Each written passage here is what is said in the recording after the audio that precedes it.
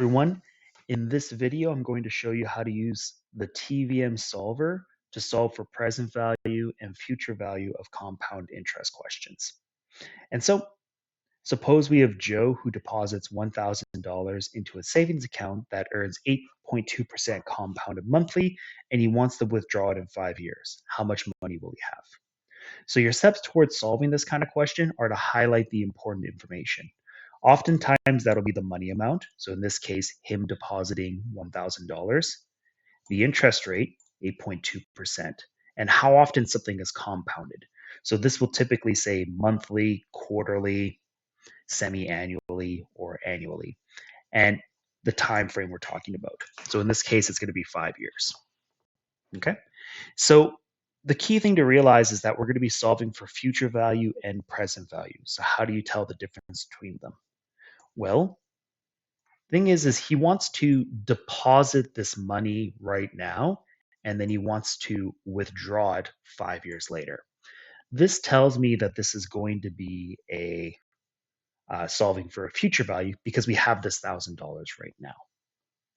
Now, the only thing we should note about these types of questions is that sometimes they give this to us in months, and if you we want to work in years first. So take our month divided by 12, and that gives us how many years that we're talking about.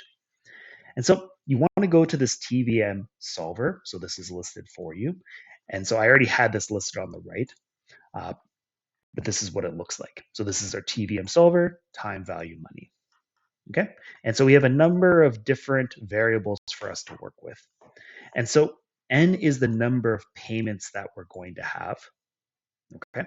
And so this is going to be affected by how often it's compounded, monthly, quarterly, semi-annually, and so forth. The interest rate, we're going to use this as a percent. So don't divide it by 100. Our present value, or sometimes called principal value, is how much we're starting with right now. The periodic payment is used for something called an annuity. But for our purposes today, this will be 0 because we're just depositing money once.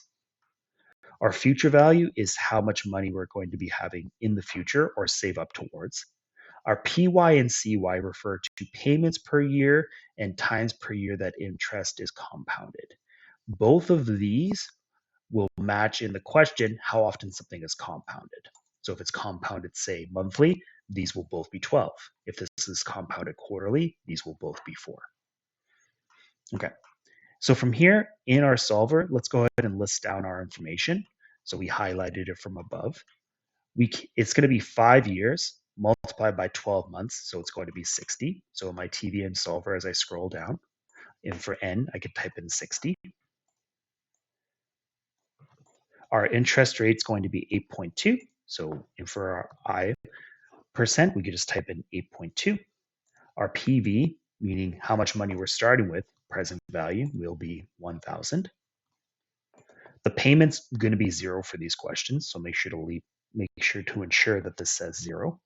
And our future value is going to be the amount at the end. We don't know what this is yet, but we'll leave this blank for now. And the PY and CY are both going to be 12 in this case. And so note if I type my PY for 12, that'll automatically change my CY to 12. But if it doesn't, just make sure that these are the same. So why is this going to be 12? Well, because we said from up here, it's going to be compounded monthly. Okay, so at this point here, what do? Well, we click on this solve for FE button, and it'll calculate what this should be. And so notice that in our instructions, we ended up with the same answer.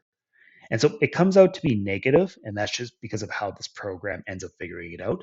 But we just take the positive value. So what we're saying is if you deposit $1,000 now, and it sits there for 5 years at 8.2% compounded monthly, you'll come out with $1,504.70. So at this point, you can either just write down the answers that you got, or what you can do is use the snipping tool on your computer and take a fresh snippet of it. So you can copy and paste what this is going to be and write this into your assignment. Okay. Last example, suppose we have Sammy who wants to save up $2,500 for her new scooter. How much does she need to invest now at this 11% compounded quarterly if she plans to buy the scooter in 24 months? So the question says that this is asking us to find out how much to invest now. So this is a present value question. So how can you tell that from just the question? So in this case, you were looking for kind of phrases to let you know that you're saving up for the future. So in this case, this phrase of wants to save, this $2,500, would tell us that we don't have $2,500 right now, but instead this is how much we need in the future. Okay. Another phrase in this another phrase in this is how much do we have to invest now? So again, this is kind of hinting at we don't know what PV is. And if she plans to buy the scooter in 24 months. So this is another hint telling us that we're trying to save up for the future. And so just like before, uh, we highlight our key information, the money amount, $2,500, our 11% compounded, in this case quarterly, and 24 months. Now, the only thing is that for this question, since it's in months, we have to convert it back to years first. And so we're going to take our 24 months divided by 12 months, which means it's going to give us 2 years. Okay, but 2 years isn't the number we're going to use because remember, they told us it was going to be compounded quarterly. And so 2 times 4 is going to give us 8. And so this will actually be our 8. It's going to be our 8 value here. And so in here, I don't need to refresh this. I can just type an 8 in here. Our interest rate is going to be 11%. Our PV will be blank for now. So you can just erase this or you can put a 0 in here. That doesn't matter. Our payment will remain 0. Our FV is going to be this $2,500. So make sure you get rid of that negative and call it $2,500. And our PY and CY are both going to be 4.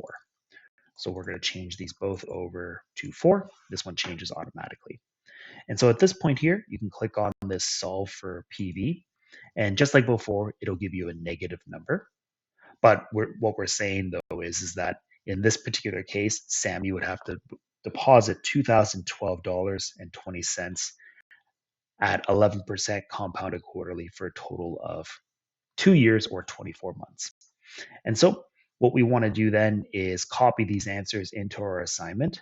So we can do that, or if we're working on a computer, we can use the snipping tool to go ahead and copy this.